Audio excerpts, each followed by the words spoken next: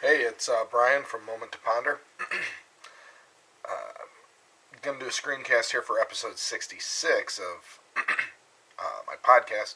I hate screencasts. I tried to do a screencast using screencast software. I had to do it this will be the fourth time I've gone over this, so I'm doing it this way just to get the thing to work. It's kind of starting to anger me. Excuse me. And I really hate doing them this way, pointing the camera at the screen. It's bad mojo, but whatever. So I'm going to turn the camera around here, point it at my laptop, and you can enjoy the loveliness that comes out. Pardon the camera work. There's my eye. Alright.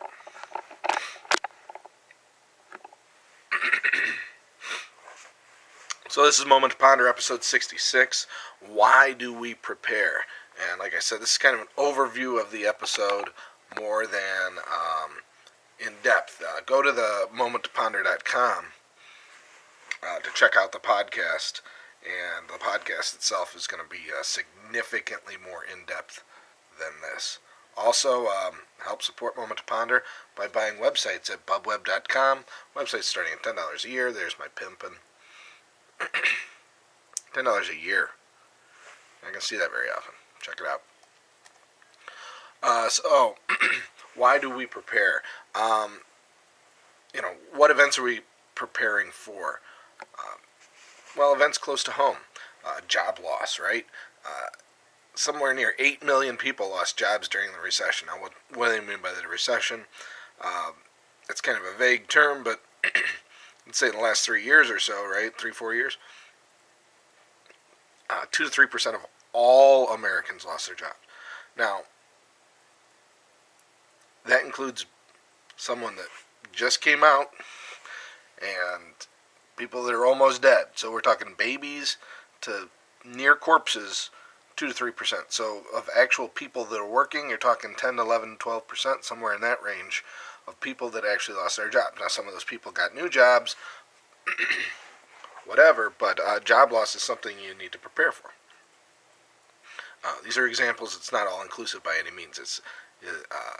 Remember, the purpose of Moment to Ponder is to think for yourself. I'll throw some ideas out there, and then you work with them from there.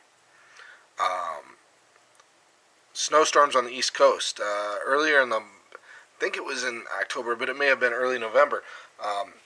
Freak snowstorm on the East Coast. It wasn't actually all that high of a quantity, for snowstorms per se, but there's power out for over a week in places in New Jersey and New York. I had a buddy, a friend on Facebook. His power was out over a week. He was complaining it was cold. He had to go into, some businesses in town or a couple of towns over or whatever that did have power. To keep warm during the day and stuff. If you'd had a little tiny generator, one of those little 1,000-watt generators for $100 or whatever, $150, he would have had enough to run his furnace. Okay. Terrorism. 9/11. Now, if you were on one of the planes, there's not much help for you at that point. There's only so much you can prepare for. You can't prepare for everything, unfortunately. But Springfield, Illinois. Excuse me. Woo, big yawn there. This happened a few weeks ago. The water plant in Springfield, Illinois, got hacked by some Russians. And they hacked the SCADA system, which is a supervisory control and data acquisition. Basically, it's the computer that runs the valves and the pumps and all that stuff. They turned the pump on and off every 3 seconds until it died. These things aren't meant to turn off that on and off that fast. So,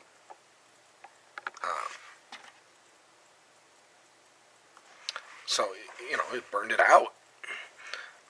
They just set the program to do that. Now, there's default passwords, backdoors, etc. on all these systems. They weren't intended to be connected to the internet when they were designed 10, 15, 20 years ago. the internet wasn't that big a deal, right? So they didn't think about it. They were protecting against somebody on site getting in, so they had a simple password. They have back doors built into them that it's fairly easily to research that information and just find out what model system somebody has and try the default password. It's probably used there. These systems run the power systems, water systems, sewer, transportation, nuclear plants, refineries, other infrastructure systems. In fact, the Stuxnet virus, which you may or may not have heard of, was created specifically. Now, this particular virus, it was a worm/virus, right? It was created to go into one system in Iran's uranium enrichment program, so that to not blow it up, but to destroy it, right? To cycle these motors too fast or whatever to where they freak out and blow up because they're pretty sensitive equipment. And then they installed it in other equipment that could talk to other things, and eventually it found its way there, and it worked. It was probably designed by the U.S. government. That's the going theory on it. There's some other new viruses out there that are similar because people found this Stuxnet's everywhere. It's in a lot of these systems. Now, it was only designed to do one system and ignore all the others, right? Very sophisticated. They found it in all these other systems, and people have reverse engineered it, and they've created all these others to go in and maybe deal with somebody else's. So you could lose power, you could lose water. What if they got two subways to crash into each other? All these things are run off these simple systems, and there's very little to none that have proper security. If you want to know more about that, there's my hand. If you want to know more about this stuff, check out the podcast. I go into a whole lot more detail about that. Movie disasters, right? The things that we should prepare for that are in the movies. But you know what? They may happen, some of these things. Go back. There you go. Wow, this is awesome camera work. You gotta love this. EMP Solar Flare. EMP is electromagnetic pulse, which can be created by a nuclear detonation in the atmosphere, which really the detonation itself wouldn't harm people per se, because it would be too far away. It wouldn't create fallout, wouldn't create nuclear bad stuff, but it would create this giant electronic pulse that basically anything that has wires in it those wires would turn into antennae, and those antennae would increase this pulse would fry basically anything electronic. Therefore, your cars, your computers, the entire electrical system of the United States, or maybe not, depending on where it hit in the world. But usually it affects a whole hemisphere at a time, either the northern or the southern, and it would be most unfortunate. A solar flare can do the same thing. A really massive corneal ejection of the sun. Basically, a big chunk of the sun blows up, and it shoots out this massive energy, which when it hits our atmosphere does the same thing. Happened on September 1st, 1859, to where it was blowing up telegraph wires, catching telegraph poles on fire, and bad stuff. Fortunately, at the time, that was basically the only electronic technology out there, so the damage was minimal. It was to the telegraph infrastructure. Versus now, everything's electronic. Your cell phone won't work, your regular phones won't work, your computers won't work, unless they're specially secured and all this, and that's not really the scope of this discussion. It would put the hurt on everyone. Assuming, let's take a nice conservative view and say it only blew up 1/3 of all the transformers in America. And we'll even say it didn't do anything to Europe or anywhere else, just America. Well, we wouldn't have the manufacturing infrastructure available to rebuild those transformers. because the power would be out. There's a problem there. Those machines take electricity, and, well, to get electricity there, you need the transformers that they build, and et cetera, right? Now, so let's say Japan or China could make these transformers for us. How long would it take for them to make 1/3 of the transformers in America, ship them over here, and then install them? The minimum, you're talking 6 months of power outage. At the absolute minimum. Could be years. Especially if it affected other parts of the world. I mean, this would not be a good thing. The New Madrid fault line. In 1811, 1812, a quake of 7 to 7.5 happened. Actually, there was 4 of them.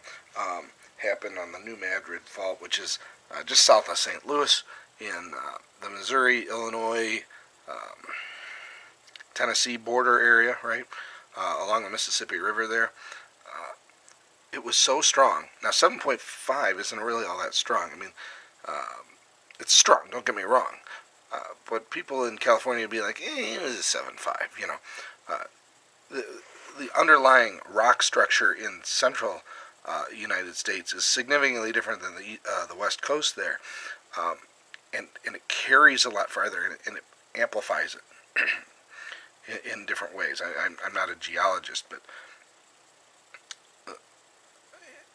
let's put it this way. 7.5 went halfway across the country and rang bells in Philadelphia. Rang church bells in Philadelphia from the shaking of this that happened in St. Louis area. If that happened today, and it's on like a 200-year cycle, they think, somewhere in that range, because about 200 years before that, it went off. Scientists say, they have all these magical science things that they can tell us about this stuff. But not only did it ring bells in Philadelphia, it made the Mississippi River run backwards for a while. It moved the Mississippi River several miles in places. There's parts of Illinois on the west side of the Mississippi River. Illinois is on the east side, right? That was the border. But there's a couple of towns in Illinois that are on the west side of the Mississippi River because of this quake.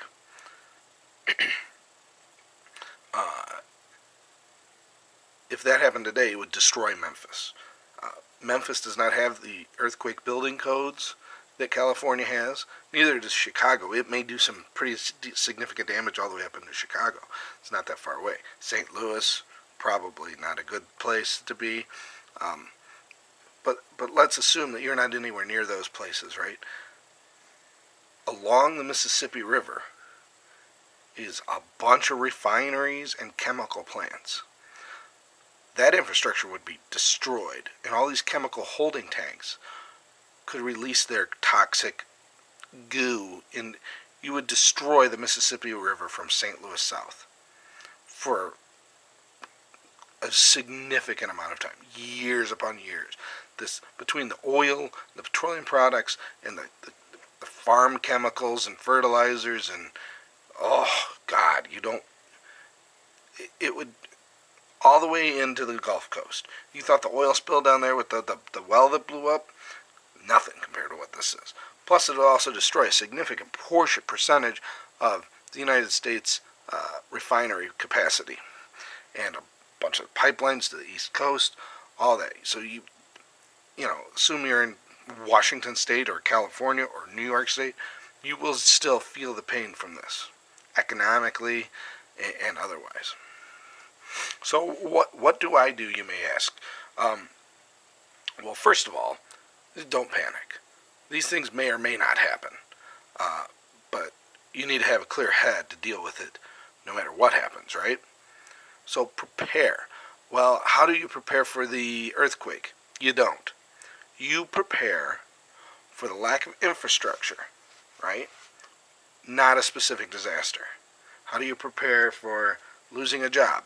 You don't. You prepare for not having the means to get more money. Lack of infrastructure.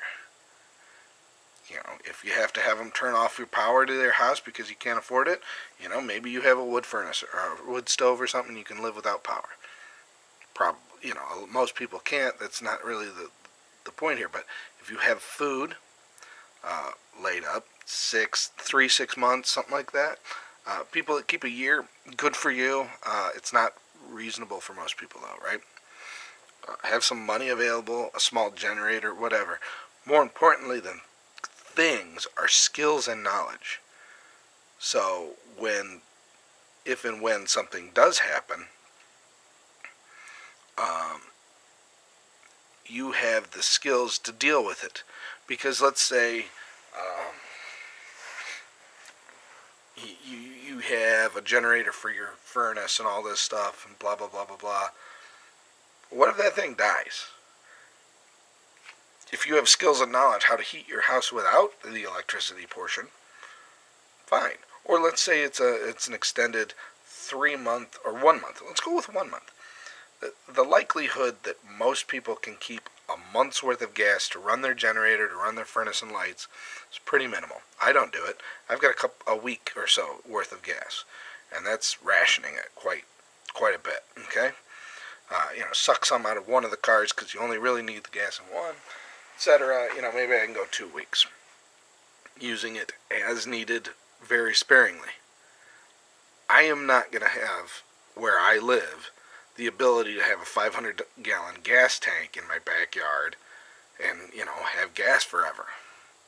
So I'm going to need the skills and knowledge. Let's say there was a month, for whatever reason, that the power was out. I'm going to need to be able to know how to heat my house without that, or do all these other things. The knowledge is more valuable than the goods, because you may not be somewhere where goods are available. If you weren't at home where all your stash is, how are you going to deal with it then? Now you've only got what you've got on your body or in your car or whatever, and now you got to get home or whatever. So think of those things. I don't want to let this go much longer. Like I said, we can get a whole lot more detail in the podcast itself, which is significantly longer and much more detailed. You know what? Thanks for watching this long, if you've made it. Sorry for the bogus screencast thing. Like I said, it's boring. I'm going to have to figure something out that's a little bit better, but for right now, it's what we've got. Check out the podcast for more details, www.MomentToPonder.com. Also, feel free to click down there on the like button, comment down there, subscribe up there. That's up at the top usually, depending on how we're looking at this, unless YouTube's changed it all around since last time I looked.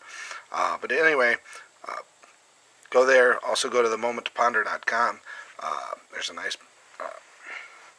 blog there. You can comment and talk and back and forth.